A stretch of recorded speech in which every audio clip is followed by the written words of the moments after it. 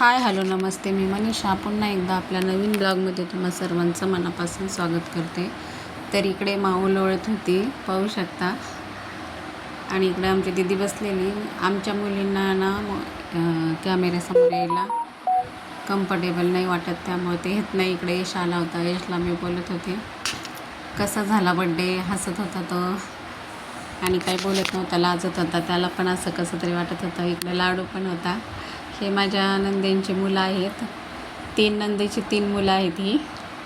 तर इकडं सगळं काम आवरून झालं होतं माझं. कपडे वगैरे काढायचे होते. आता खूप सारे कपडे होते, त्यामुळे जागाच पुरत नव्हती, म्हणून खिडकीमध्ये पण मी कपडे सुकायला घातले होते.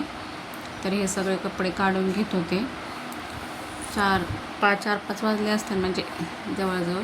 आता उन्हाळा असल्यामुळं काही टाईम पण एवढं कळत नाही आहे. किती पण टायमिंग झालं तरी ऊन हे असतंच. तर इकडे कपडे वगैरे काढून झाले आणि आता हे सगळे व्यवस्थित घड्या वगैरे करून ठेवायचे घरामध्ये. आणि घरात येऊन पाहते तर मुली काही नव्हत्याच घरामध्ये. नंतर मी हे आरीवर्कचं ब्लाऊज शिवलं. तर म्हटलं चला ते पण तुमच्याबरोबर शेअर करावं. आणि वाऱ्याचा आवाज येत असेल तर काय, खूप वारं सुटलं आहे. तर तुम्हाला दरवाजाचा आवाज येत असेल तर प्लीज त्याला इग्नोर करा. तर हा अशा प्रकारे आरीवर्कचा ब्लाऊज शिवला. तर तेच दाखवत होते. दरवाजा खूप आपटत आहे, आवाज येत असेल तुम्हाला.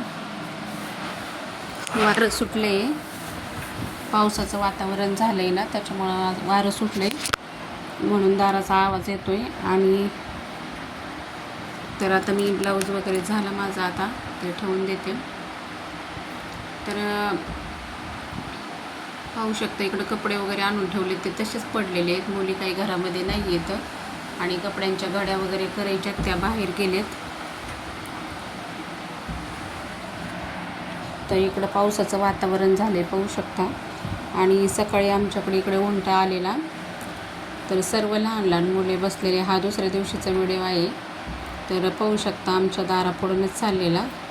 खूप सारे मुलं, 2-3 उंटा आलेले.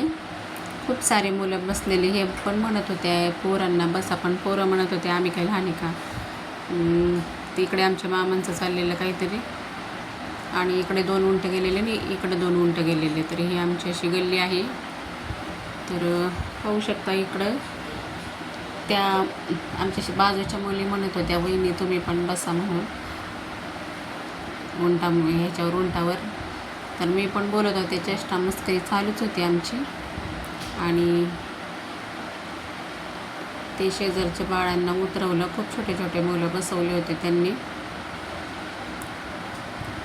तर तुमच्याकडं पण येत असेलच ना उंट, तर पाहू शकता. उंटावर बसायला कुणाला आवडतं कमेंट करून नक्की सांगा.